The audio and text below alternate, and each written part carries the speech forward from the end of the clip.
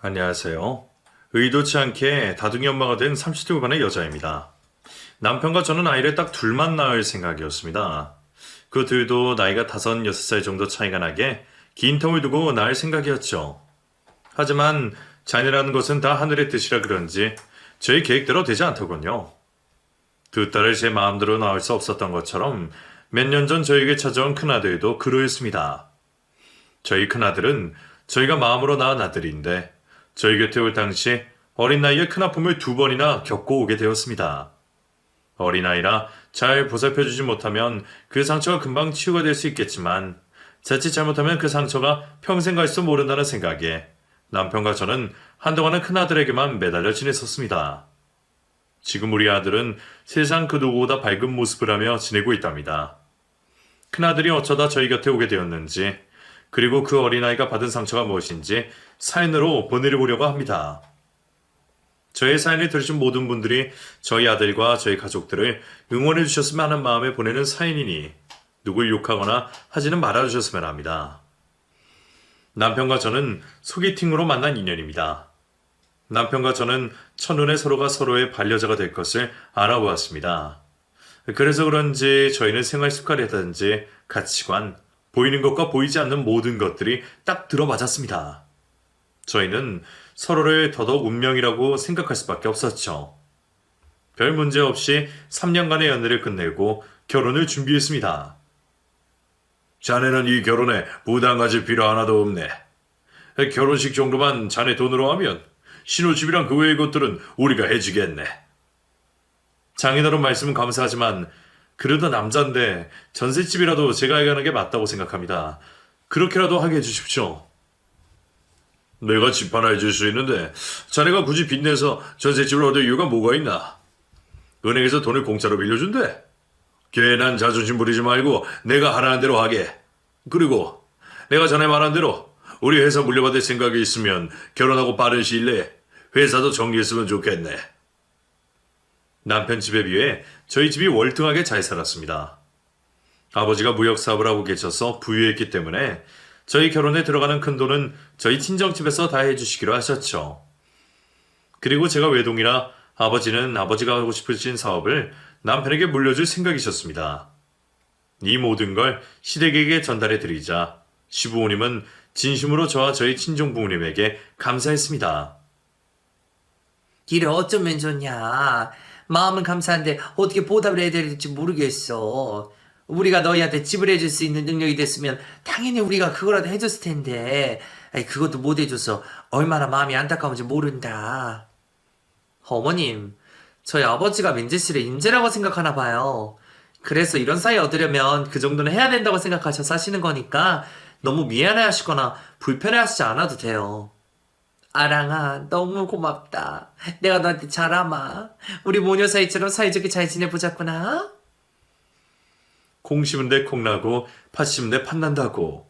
시부모님들은 인품이 너무나도 훌륭하신 분들이셨습니다. 이런 분들이시라면 저희 결혼에 저만 돈을 쓴데도 아깝지 않을 정도였어요. 결혼에 들어가는 비용 이야기를 하다 남편이 시모에게 말했습니다. 엄마, 우리 결혼에 들어가는 비용은 장인어른이 대부분 다 해주셔서 제가 예단 예물은 다 생략한다고 말씀드렸어요. 그래도 괜찮죠? 너무 서운해하지 마세요. 당연히 괜찮지. 염치라는 게 있으면 예단이고 예물이고 당연히 받으면 안 되지. 받을 생각도 없었고 준다고 해도 나는 거절할 생각이었다. 아랑이 너는 절대 그런 거 할 생각 말아줬으면 좋겠고 내 눈치 볼 필요도 없다. 신혼집도 혼수도 저희 친정집에서 다 해가는 거라 예단과 예물은 당연히 생략하기로 했습니다. 시부모님들도 그 부분에 찬성을 하셨고 남편과 저도 그렇게 하는 게 맞다고 생각을 했었죠. 그런 줄로만 알고 있는데 갑자기 둘째 신우가 저를 찾아왔습니다. 남편에게 여동생이 둘이 있었는데 남편이 여동생들 이야기를 할 때마다 늘 하던 이야기가 있었어요. 내 동생이지만 둘째는 성격이 많이 이상해. 똥이 무서워서 피하는 게 아니라 더러워서 피한다는 말 있지? 우리 가족들 둘째 그런 식으로 생각하고 있다니까. 그 정도야?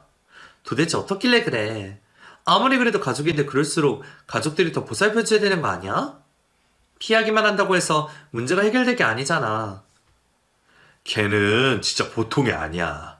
어릴 때부터 걔 때문에 부모님이 학교도 자주 불려갖고 정신 차리게 하려고 오만 짓을 다 해보셨는데도 안 됐어.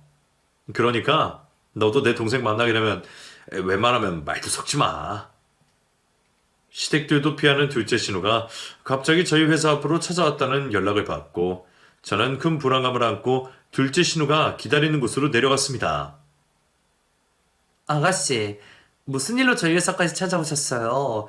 저 지금 근무 시간 중이라 길게는 이야기 못할 것 같은데. 중요한 이야기면 나중에 따로 만나서 하는 건 어떨까요? 아니요. 언니한테 이것만 전달해 드리려고 왔어요. 이거 받아보시고 가능한 거 웬만하면 해주셨으면 좋겠어요.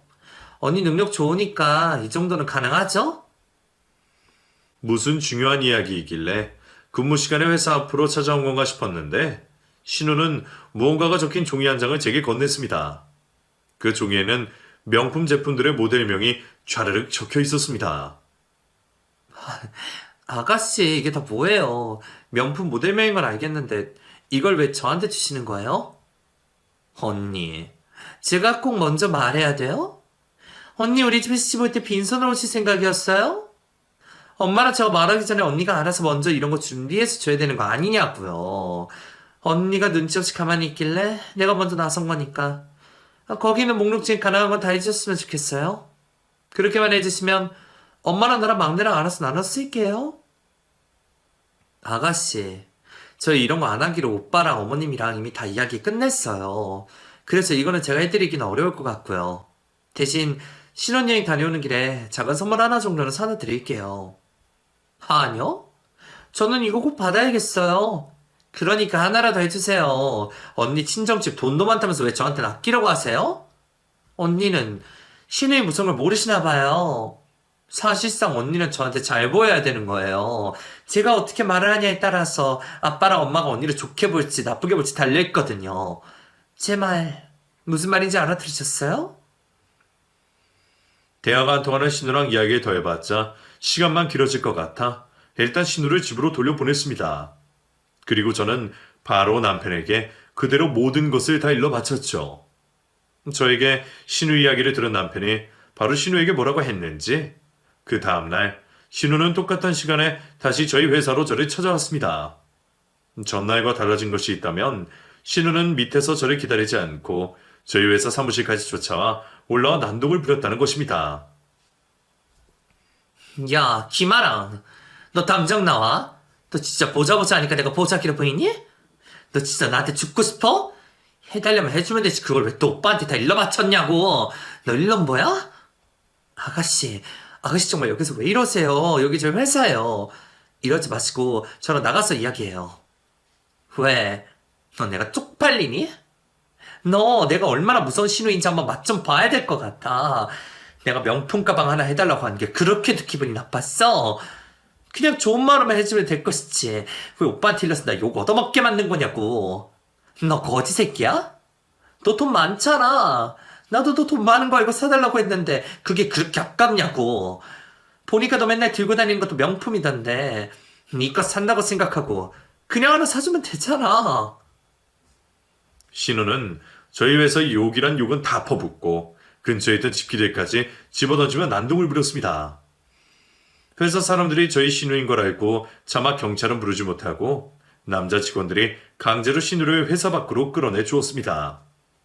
그날 신우 때문에 어찌나 쪽팔리던지 사표를 쓰고 밭으로 뛰쳐나오고 싶을 정도였습니다. 내가 여기서 끝낼 줄 알아? 내가 너 더 심하게 괴롭힐 거야. 우리 집에 시집 오기만 해봐. 내가 네 입에서 시집살이 때문에 이혼하고 싶다는 소리 나오게 할 테니까 각오하라고. 아가씨 제발 그만하고 돌아가 주세요. 아가씨 때문에 저 회사에서 쪽팔려서 고개도 못 들고 다닐 것 같아요. 결혼 앞두고 이게 무슨 짓이냐고요. 신우가 저희 회사에 찾아와 난동을 부린 것에 대해 참지 못한 저는 남편과 함께 시댁으로 찾아가 시부모님들에게 그대로 일러 바쳤습니다. 그 자리에 신우도 같이 있었는데 시모는 저희 이야기를 듣자마자 기겁을 하며 신우의 등짝을 내리쳤습니다. 그리고 남편이 신우에게 말했죠. 정희영, 너 우리 결혼식에 올 생각도 하지 마라. 너 같은 동생 나 쪽팔려서 내 결혼식에 못 부르겠으니까 넌 그냥 집에 있어. 오빠 지금 화나서 홧김에 하는 말이 아니라 진심으로 하는 말이니까 그렇게 알아. 그래.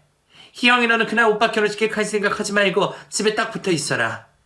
결혼식 날 네 시연이 회사 사람들 다 올 텐데 너 보고 뭐라고 하겠어? 괜히 오빠 결혼식 분위기 망치지 말고 집에 가만히 있어. 남편과 시부는 신우에게 저희 결혼식에 오지 말라고 했습니다. 아무리 그래도 동생을 결혼식에 오지 못하게 하는 건 좀 아니지 않나 싶은 생각에 제가 남편을 말렸지만 신우는 거기다 대고 자기도 가기 싫다며 카랑카랑한 목소리로 말했습니다. 나도 그딴 데 가기 싫거든? 오빠도 새언니도 웃고 있는 모습 꼴 보기 싫어서라도 안 가. 더럽고 치사하고 거지 같아서 안 간다고. 희영이 너 제발 그 입 좀 다물어라. 너 때문에 엄마가 네 새언니 보기 쪽팔려서 뜬도 못 맞추겠다. 너 때문에 내가 며느리 눈치 봐야겠어? 엄마가 눈치를 보긴 왜 봐? 엄마가 그러니까 저 언니가 제멋대로 오빠를 부려먹잖아. 엄마가 시어머니면 시어머니답게 무섭게 기강을 잡으라고. 그날 시모에게 등짝이 불어 터질 정도로 얻어맞은 신우는 정신을 차리기는커녕 오히려 더 삐뚤어져 정말 저희 결혼식에 오지 않았습니다. 그때부터 신우와 저희 부부 사이는 원수 같은 사이가 되었습니다.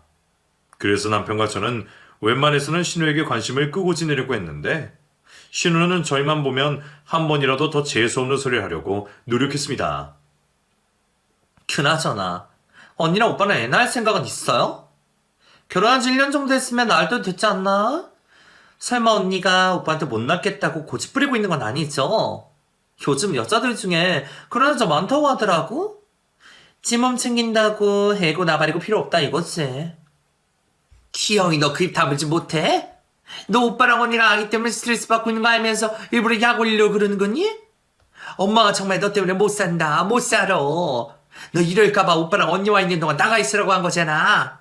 쓸데없는 소리 할 거면 네 방에 들어가. 아, 오빠랑 언니 아기 때문에 고생하고 있었어? 난 몰랐었는데 내가 쓸데없는 소리 한 거면 미안해요. 남편과 제가 아이를 너무 좋아해서 웬만하면 최대한 빨리 아이를 가지려고 했는데 그게 생각보다 쉽지 않았습니다. 그것 때문에 남편과 제가 적지 않은 스트레스를 받고 있었는데 신우는 그걸 뻔히 알면서도 저희 부부의 속을 긁어먹으려고 일부러 이야기를 먼저 꺼내 저에게 비아냥거리기 시작했습니다. 근데 나는 언니랑 오빠한테 아이가 왜 안 생기는지 알 것 같은데? 설마 언니랑 오빠는 정말 그 이유를 모르는 건 아니지? 아가씨가 그 이유를 안다고요? 저희도 의사 선생님도 모르는 그 이유를 아가씨가 어떻게 알아요? 도대체 그 이유가 뭔지 아가씨가 좀 알려주세요. 저도 궁금하네요. 언니랑 오빠가 마음을 못되게 써먹어서 그렇잖아요? 둘 다 못돼 처먹은 마음으로 살아서 벌 받은 거라고요. 애라고 못 시켜 생기는 줄 아세요? 착한 마음 먹은 사람한테는 생기는 게 아니지. 언니랑 오빠 같은 사람한테는 죽었다 깨어나도 안 생긴다고요. 어떻게 그걸 둘만 모르고 있어? 아가씨, 지금 말 다 했어요? 우리가 뭘 그렇게 잘못하고 살았는데요? 우리가 뭘 그렇게 못되게 마음을 먹고 살아서 이걸 벌 맞는 거라고 말하는 거예요. 아가씨, 정말 우리 가족 맞아요? 위로나 응원도 못 해줄 망정 우리한테 그런 말을 해서는 안 되죠. 신우의 말에 결국 저는 참고 있는 서름을 폭발시키며 눈물을 흘리고 말았습니다. 지은 죄가 많아서 아이가 생기지 않는다는 말만큼이나 저에게 잔인한 말은 없었거든요. 결국 그날 시모는 저에게 앞으로 시댁에 올 필요가 없다고 말했습니다. 아휴, 아랑아, 내가 정말 미안하다. 내가 자식 교육을 잘 못 시켜서 너한테 상처만 주는구나. 앞으로 여기 올 필요 없으니까 네 시아버지는 내 걱정하지 말고 웬만하면 오지 말도록 해라. 너희 보고 싶으면 내가 너희 집으로 찾아가도록 하마. 어머님, 정말 죄송해요. 저도 더 이상 못 참겠어요. 마음이 괜찮아지면 다시 연락드릴게요. 죄송합니다.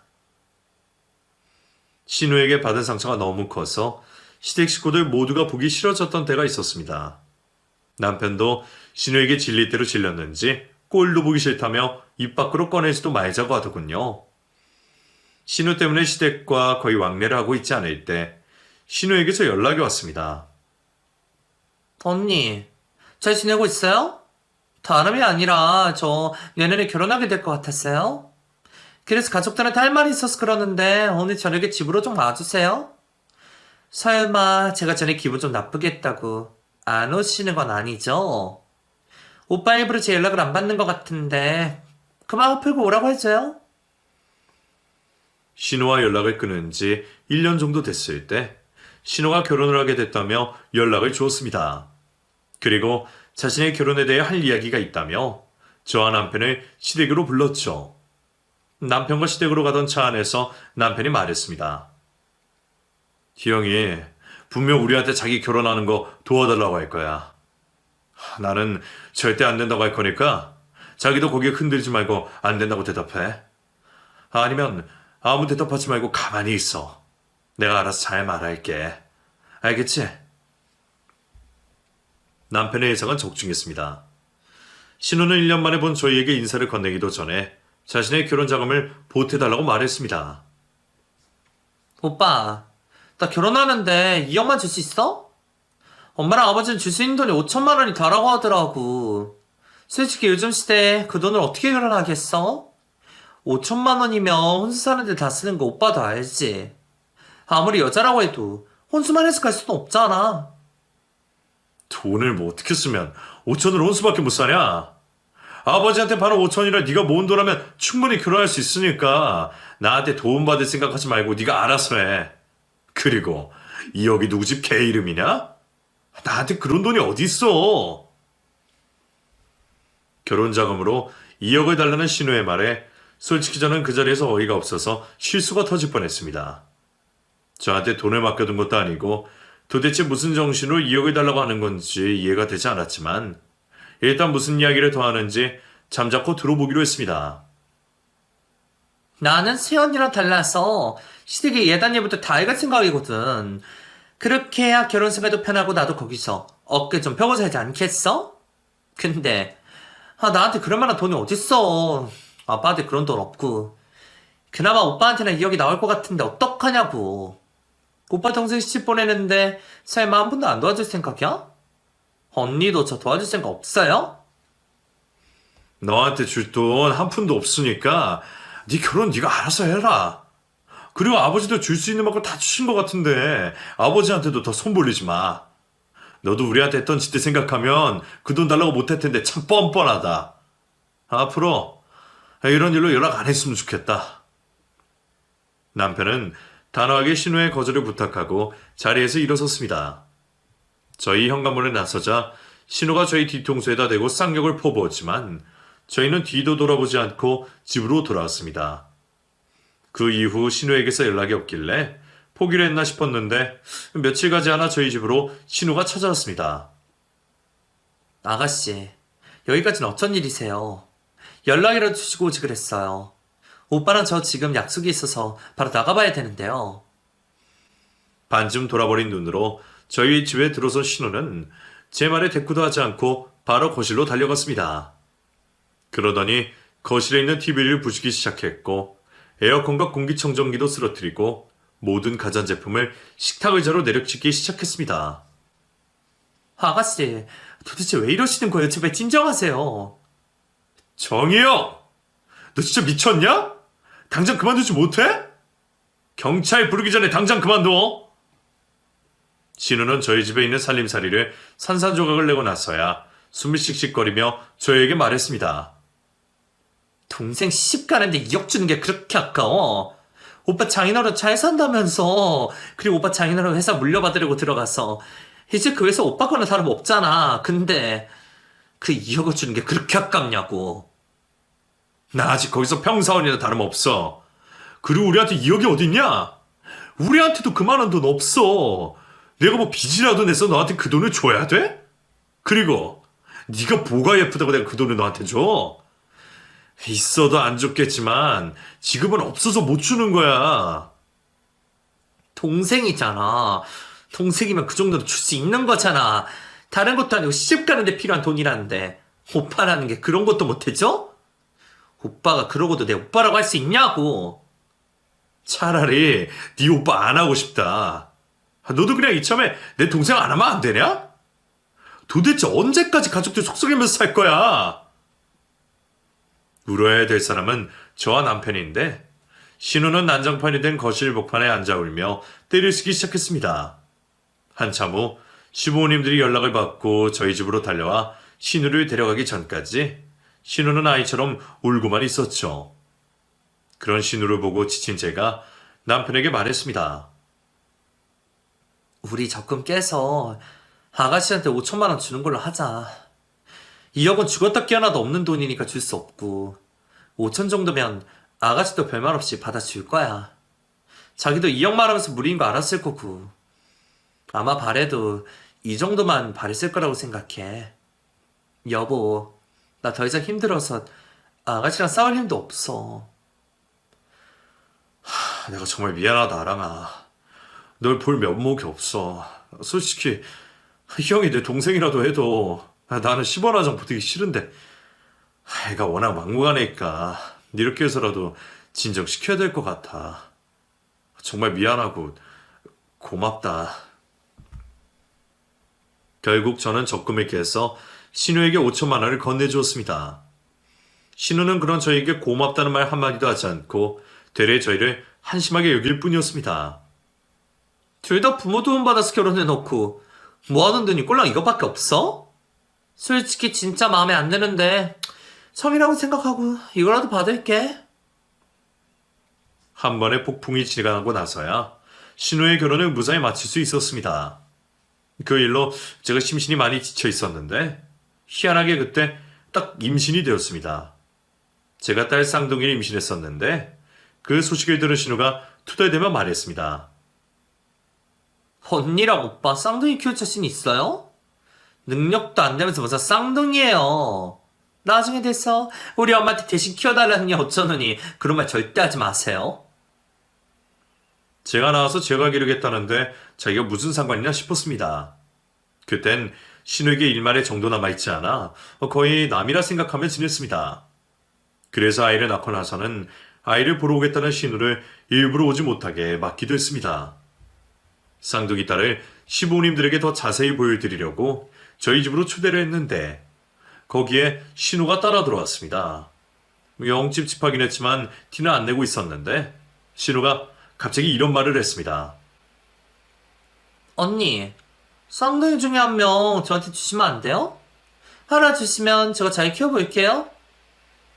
신우의 말에 저도 남편도 시부모님들도 아무 말도 하지 못했습니다. 보통 사람이 한 말이라면 장난으로 넘길 수 있었지만 신우같이 정신이 반쯤 나간 사람이 뱉은 말이라 진심일지도 모른다는 생각에 아무 말도 하지 못한 것이었죠. 신우는 눈치도 없는 건지 다른 사람들의 반응은 신경도 쓰지 않고 계속 떠들어댔습니다. 엄마는 내 자궁 엄청 약한 거 알지? 병원에 가보니까 나는 임신이 돼도 착상이 어려울 가능성이 크다고 하더라고. 그러면 거의 목숨 걸고 임신해야 되는데 나는 죽기 싫단 말이야.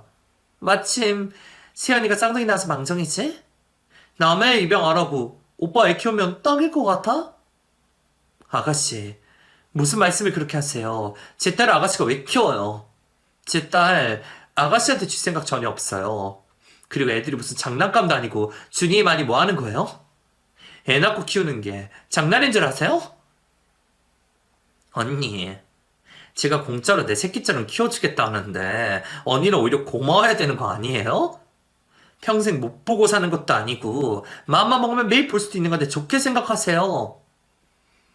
신우의 말이 끝나기 무섭게 시부가 신우를 일으켜 세웠습니다.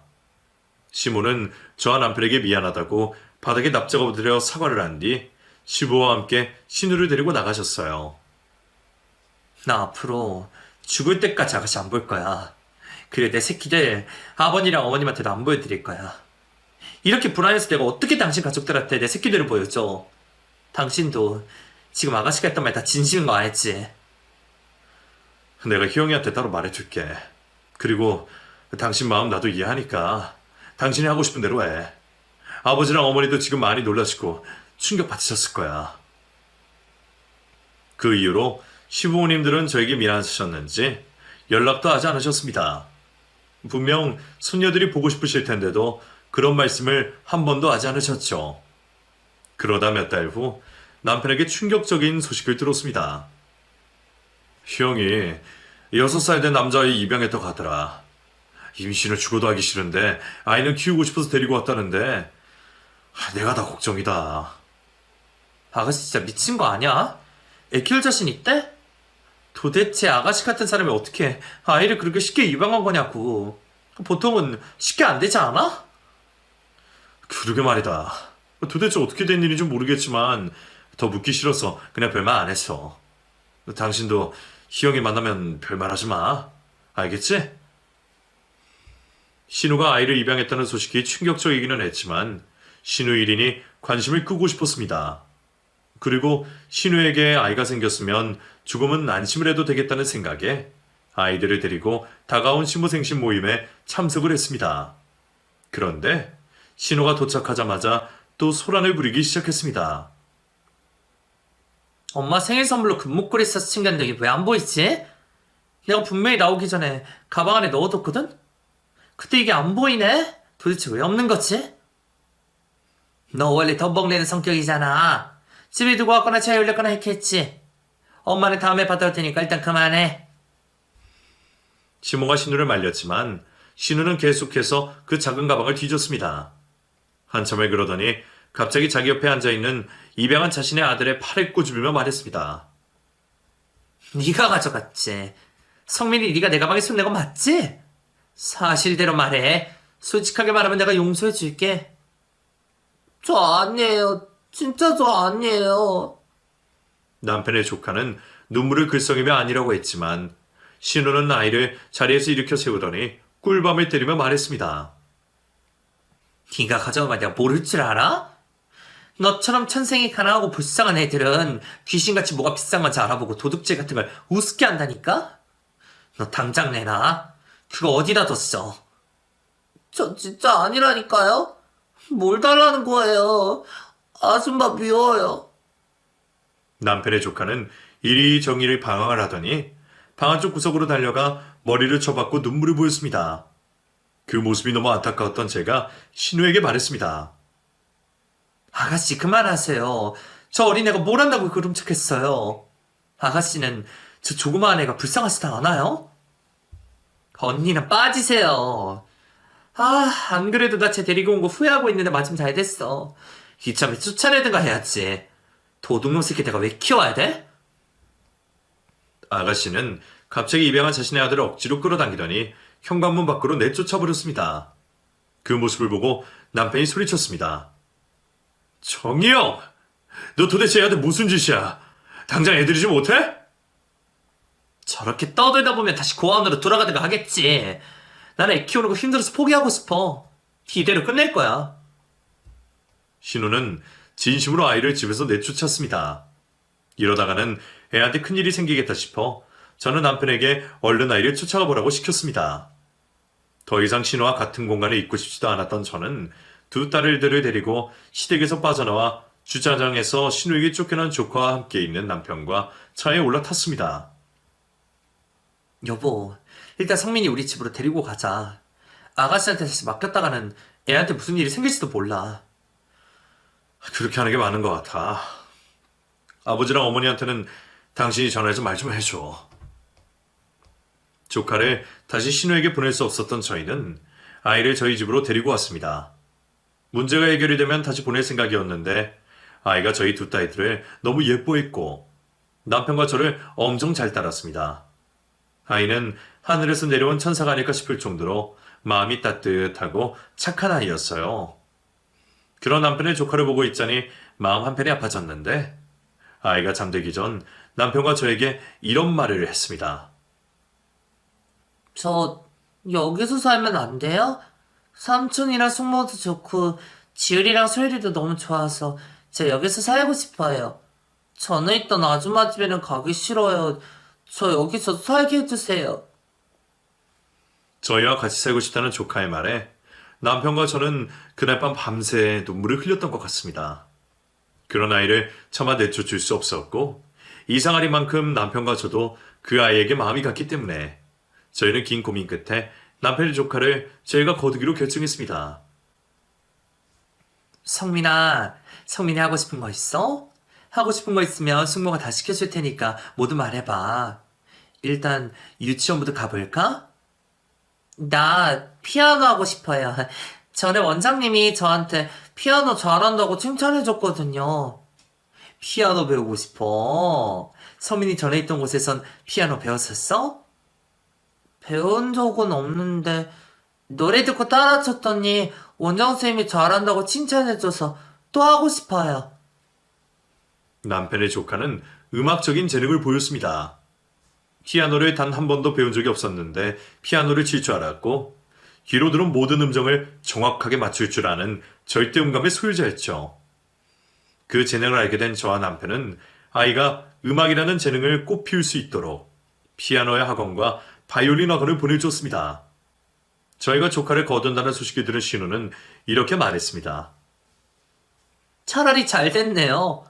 고아원에 다시 보내려니 마음이 좀 찝찝했는데 언니랑 오빠가 좋은 일 한다고 생각하고 데리고 사세요. 그럼 저는 그애한테 손 뗄게요. 악마도 그런 악마가 없었습니다.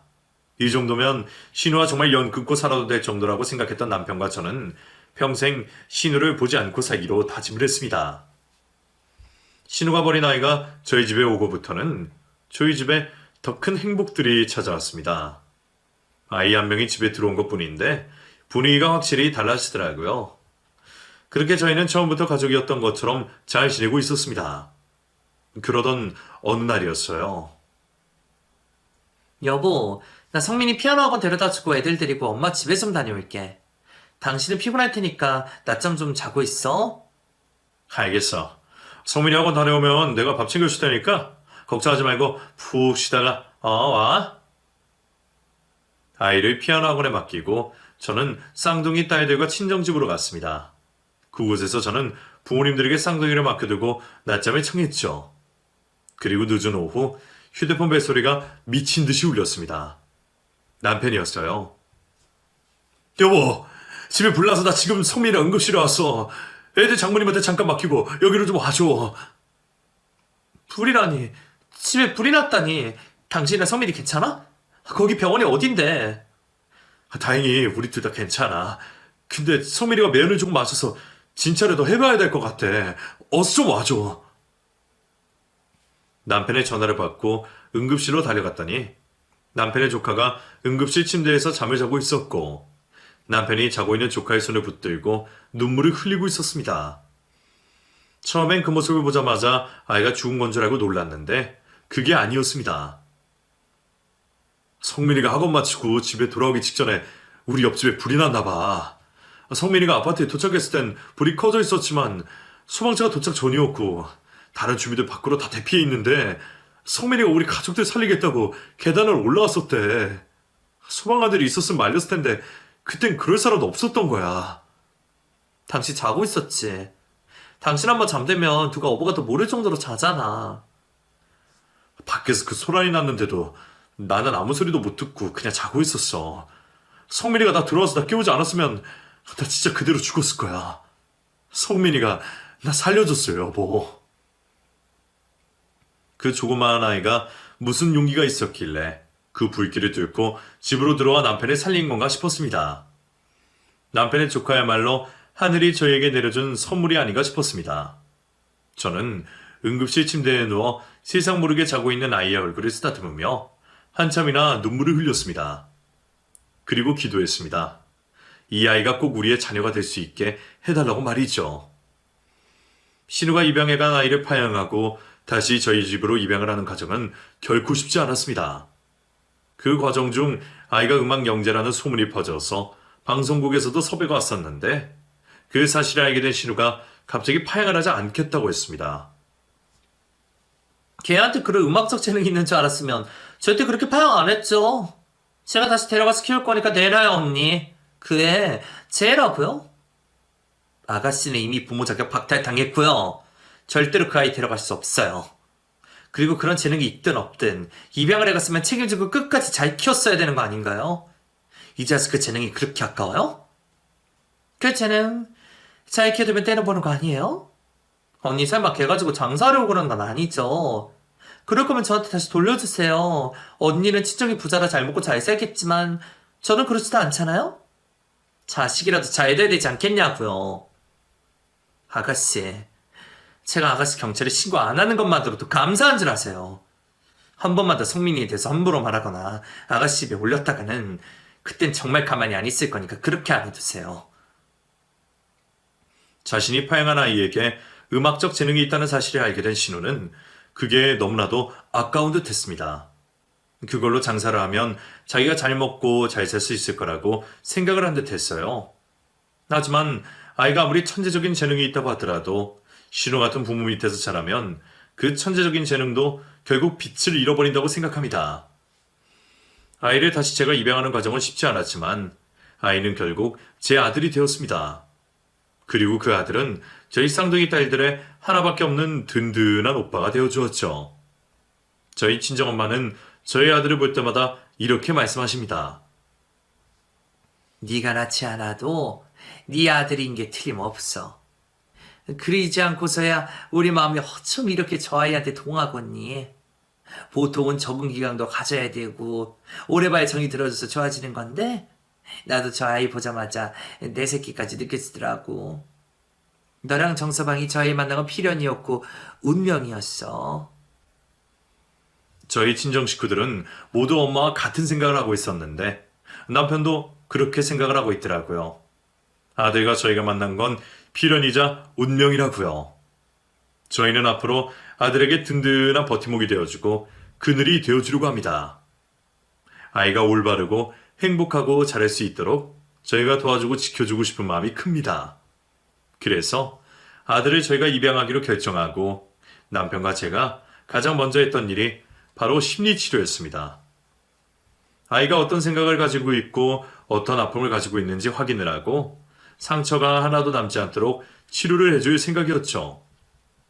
대화를 나눠보니 아이가 보육원에서 자라서 그런 건지 또래에 비해 성숙하고 이해하는 능력이 뛰어났습니다.